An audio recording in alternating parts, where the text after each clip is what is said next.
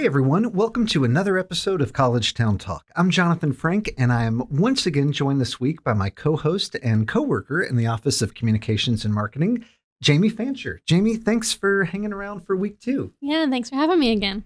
Okay, so just for our listeners, want to give them a chance to get to know you a little bit. We're both Tech alums.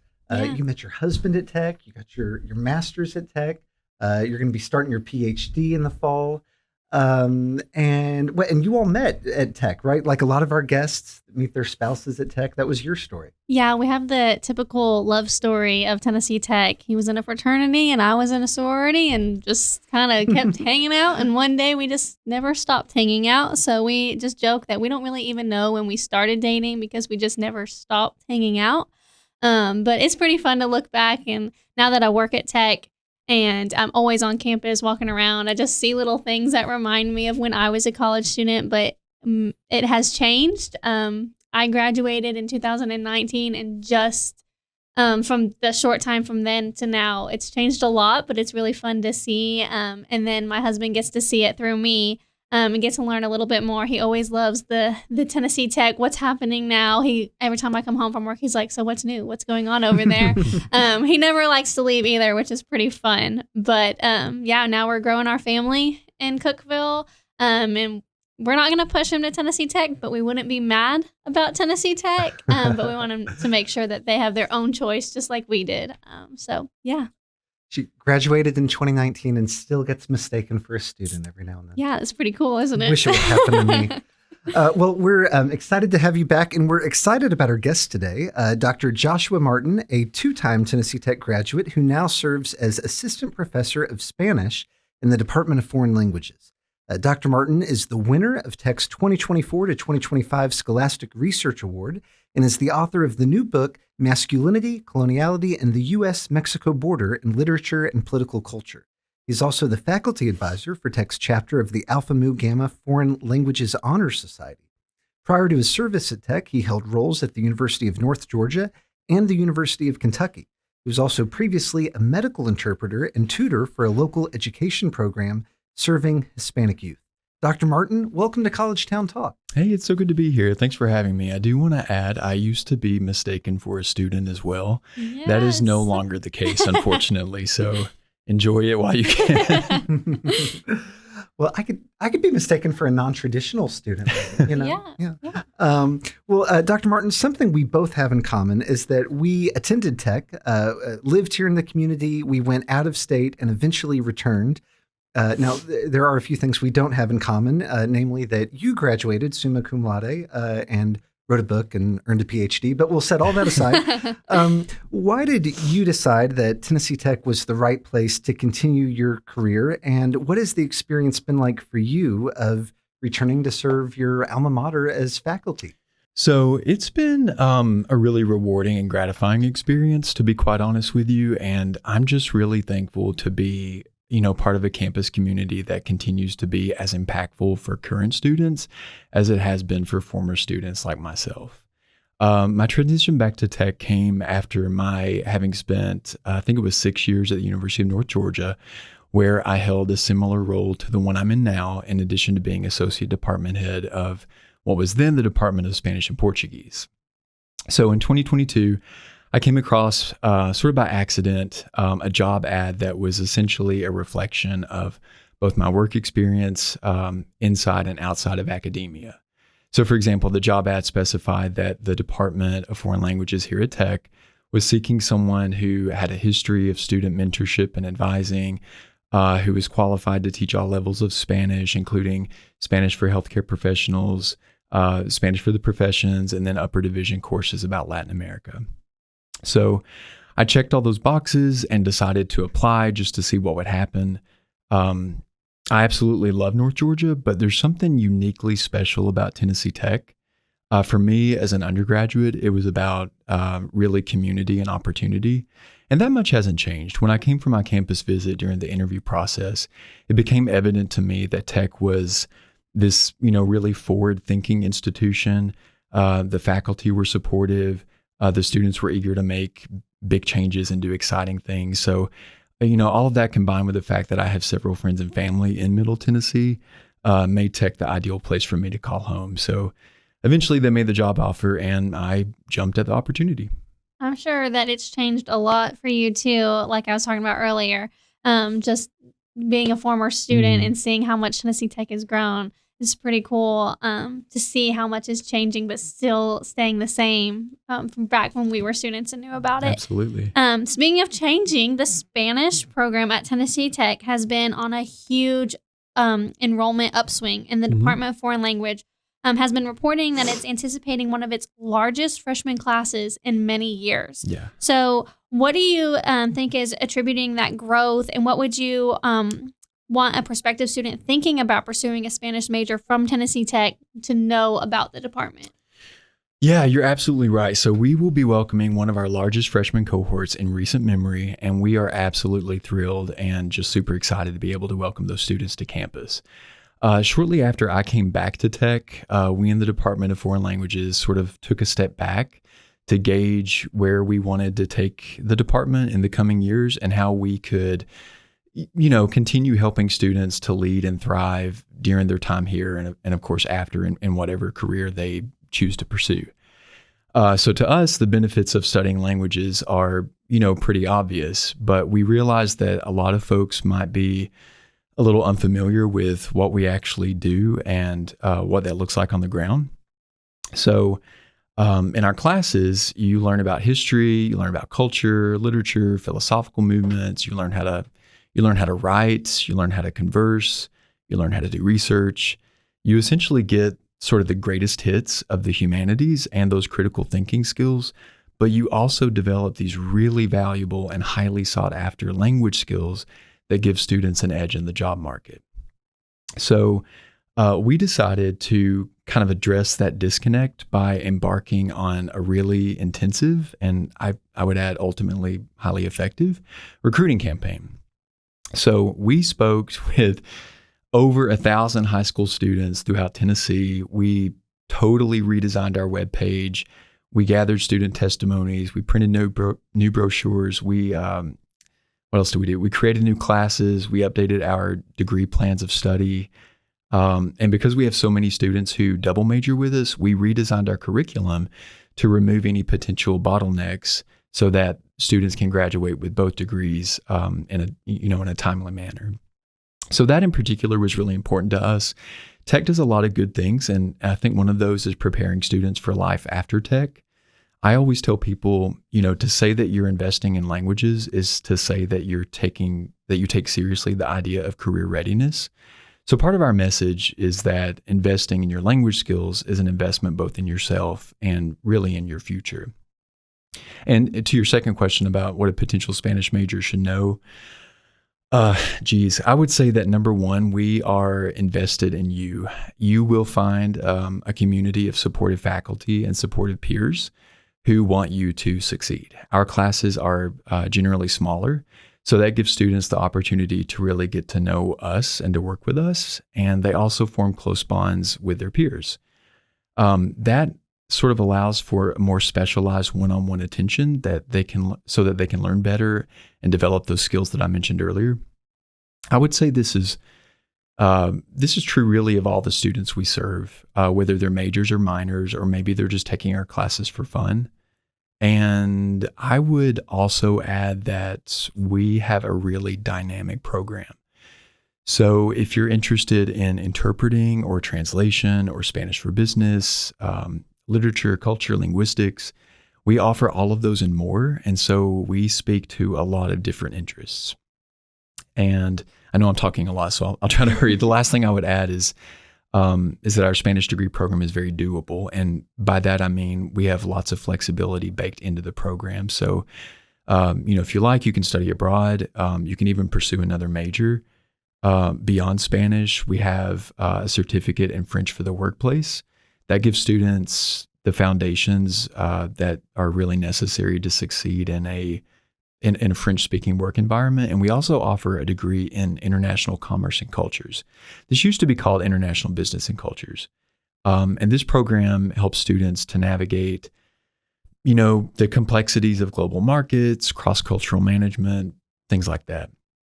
So essentially, we have something for everybody. And I would just say, come join us. You're definitely sounding like you're making it personal over in the Spanish department. And I think that goes with Tennessee Tech's branding a little of it's personal. So Yeah, absolutely. He's persuaded me. I'm ready to take a Spanish class. Well, Dr. Martin, we've got to talk about your new book because I know these things are a labor of love and you devoted so much time and research to this. The book is called Masculinity, Coloniality, and the U.S. Mexico Border in Literature and Political Culture, and it's available now wherever books are sold. What made you decide to write this book, and what do you hope readers take away from its message? So I actually had no intention of writing a book at all. I have friends who have gone through that process, and even though they say it's rewarding, and I think it has been too, it is nevertheless sort of like a marathon that never seems to end. And I wasn't sure if I wanted to put myself through that. And I also wasn't sure if I actually had it in me to do it. But I was sort of convinced to do so after an editor reached out to me a few years ago, and they'd essentially read a book chapter that I wrote for a different book in which I talked about masculinity and populism and how the U.S. Mexico border has sort of transformed into this stage where those conversations and anxieties play out here in the United States. So long story short, I spoke with the acquisitions editor. I familiarized myself with the timeline and the expectations, and I felt really supported and sort of really motivated since there wasn't anything out there similar to what I was trying to do in this book.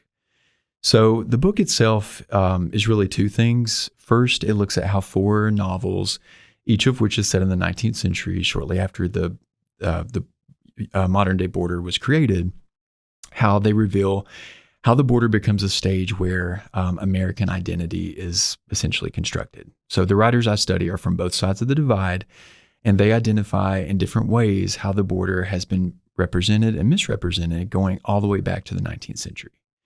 So from there, the book tries to unpack how those misrepresentations pop up in political culture.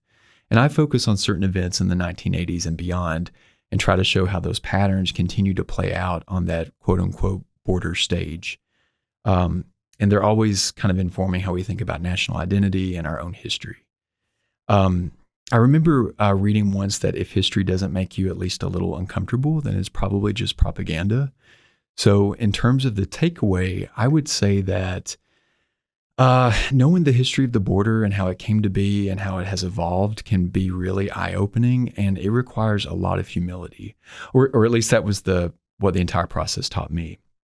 No one book can, cover all of that, but I hope that my book helps to clarify, at least in part, how the border came to be such a contentious topic, and also how different writers show us that we don't have to be stuck there. Border communities, they're dynamic places with really rich histories where people of all different backgrounds thrive and have done so for quite some time. How, from the beginning to end, how long did it take you to write the book, would you say? So I pulled a little bit from my dissertation, and I completed that several years ago. But a book is not a dissertation. You have to it just becomes its own unique thing. So I started in 2023, and it was published in February of 2026. So it was several years. Wow. Yeah. An entire dedication. Yeah. Well, we know that there's a lot of faculty members here at Tennessee Tech, but there are only typically no more than 2 winners each year of the university's Scholastic Research Award. This is a prestigious, highly competitive award at Tech that comes with a cash prize of $1,500 and probably the better thing, the bragging rights. You were the 2025 winner of this award along with Dr. Roy Roberts in the Department of Mechanical and Nuclear Engineering. So what would you say what did winning this award mean to you? And what can you tell us about the research that earned you this recognition in the first place? So I was completely flabbergasted when I learned that I had won this award. I remember sitting outside on my back porch. I think it was early to mid-April. I was drinking my coffee early one morning, and then I was essentially spitting out my coffee because I got an email from President Oldham. It landed in my inbox. And so my first thought was, what in the world have I done? This does not happen. This is not a thing. And then I read the subject line, which was something like congratulations on your award, and was just, like I said, flabbergasted. So, to say that it was a tremendous honor to be recognized for this award is sort of an understatement. I think part of what makes it so special is that number one, it came from my peers here at Tech. And I would say number two, it was decided by people who are not specialists in my field. And so that suggests to me that they found my research compelling and convincing in ways that I guess speak to a broader audience. And it's also the more meaningful because this is a university-wide award.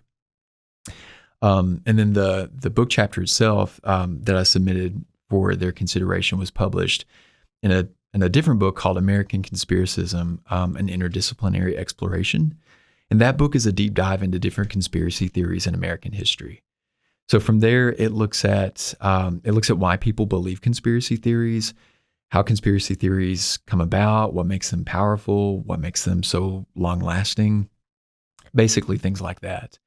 And the book combines scholarship from people who study history, psychology, political science, and other fields. So it has a wide variety of subjects and methodologies too.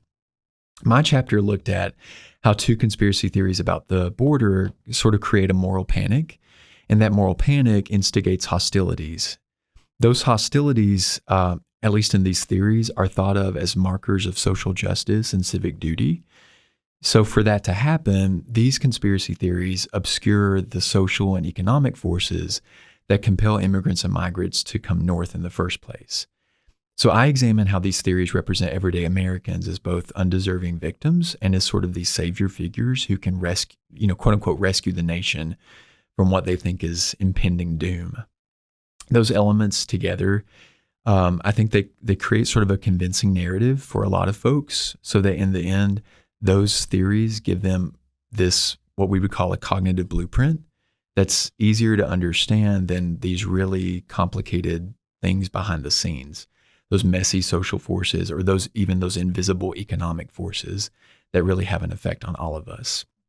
So the conspiracy theories have their own internal logic, and the border is sort of a stage or the centerpiece that ties all of those pieces together. Jamie, I see why he won that Scholastic Research Award. Yeah, me too. And I also feel like I found another book that I need to start reading after you talked about it. Well, Dr. Martin, I was looking at the clock and hoping that we'd have the chance for another quick question, and it looks like we will. So I want to ask you, you recently took a group of students to Los Angeles, and it was an immersive learning opportunity for the students, and sounds like a really fun time for everybody too. Can you tell us a little bit about that trip?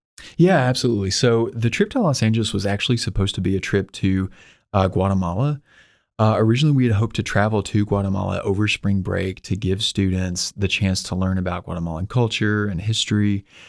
This is important because a growing number of the Spanish-speaking community here in the Upper Cumberland are from Guatemala, and so we wanted to make sure students had the opportunity to get some experiential learning, better appreciate and understand the norms, traditions, cuisine, art, music, even the push and pull factors that influence those families' decisions to come to the United States in the first place. So that was a really cool thing that we wanted to make happen. But unfortunately, due to certain travel conditions, the trip had to be canceled. And so in late January, that forced us to really quickly pivot to a study away opportunity and we really want to give students those same or at least similar experiences. And so Los Angeles was a natural fit given its vibrant Guatemalan community. So we learned about Guatemalan cuisine, music, traditions. We had a Guatemalan community get together. We spoke with a local nonprofit. We went to a Latin American history museum. It was only over the course of 3 or 4 days, so it was pretty jam-packed, but it was just a really, really rewarding and memorable trip. And I think it was, sort of life-changing for really all of us. Well, I love hearing that. And I know in the communications and marketing office, working on a written story about that trip so that folks can better understand all that the students got to experience there. Okay, it is now time for my favorite part of the interview, which is our rapid fire round. So I'm going to ask you a few questions and you'll just tell me the first thing that comes to mind. Okay. The tech colleague most likely to get you in trouble for talking or laughing during a university faculty meeting? Okay, so there are a lot of them, but I'm going to go with Dr. Barnard in my own department.